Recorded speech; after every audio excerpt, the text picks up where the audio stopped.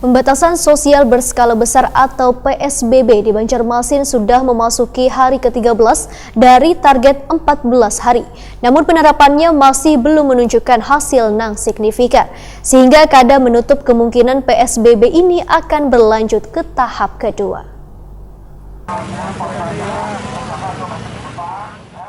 Pembatasan sosial berskala besar atau PSBB di Banjarmasin sudah memasuki hari ke-13 dari target 14 hari. Namun penerapannya masih belum menunjukkan hasil yang signifikan, sehingga Kada menutup kemungkinan PSBB ini akan berlanjut ke tahap kedua. Kepala Dinas Kesehatan Banjarmasin Dr. Mahli Riyadi, wetakan di Prima TV di sela-sela kegiatan monitoring di pintu-pintu masuk di 4 wilayah perbatasan Banjarmasin, malam Rabu 5 Mei 2020 memadahkan akan mengusulkan perpanjangan PSBB pada Ketua Tim Gugus Tugas COVID-19 Banjarmasin, Nang Jua Wali Kota Banjarmasin, dikarenakan kerja Dinas Kesehatan masih belum selesai dalam menemukan orang nang sebanyak-banyaknya nang positif terpapar virus corona. Juru bicara Tim Gugus Tugas COVID-19 Banjarmasin ini pun menegaskan secara teori epidemiologi, bila ada 9 orang nang meninggal dunia lantaran wabah virus corona ini, maka ada sebanyak 450 orang diduga positif atau OTG terpapar virus nang mematikan ini. Perbandingannya seorang pasien meninggal sama dengan 50 orang kasus corona. Dr. Mahli Riyadi mengaku belum menemukan puncak dari kasus tersebut, sehingga pelaksanaan PSBB ini harus diperpanjang.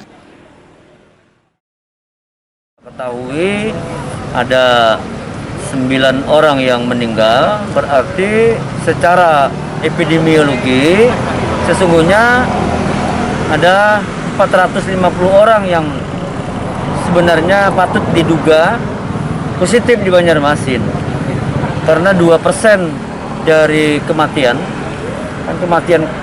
COVID-19 ini kan 2%. Artinya kalau ada 1 orang yang meninggal, itu sebenarnya 50 orang positif. Kalau 2, 100. Nah sekarang ada 9, berarti kan kurang lebih 450 sebenarnya orang yang diduga positif, minimal dia adalah OTG yang berkeliaran di masyarakat kota Banjarmasin. Dan itulah yang kita lakukan, screening, mengejar posisi mereka itu.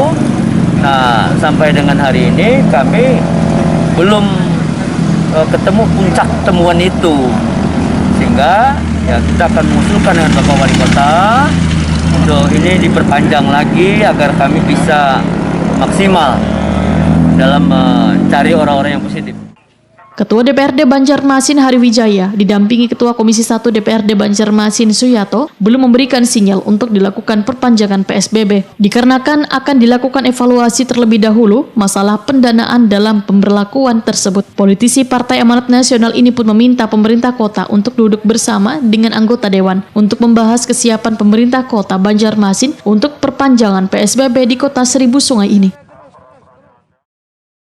Perpanjangan itu pasti perlu pendanaan, baik itu operasional maupun nanti untuk bantuan sosialnya. Mungkin kita minta pemerintah kota duduk bersama untuk membahas kesiapan pemerintah kota untuk perpanjangan PSBB di Kota Banjarmasin.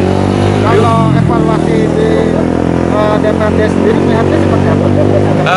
Kalau kita evaluasi untuk penanganan pelaksanaan PSBB, alhamdulillah cukup bagus. Tapi kita berharap juga jangan saja untuk penerapan jam malam, tapi pengketatan juga di daerah seperti pasar-pasar dan tempat-tempat yang mana orang itu berkumpul banyak, itu harus diperketat juga.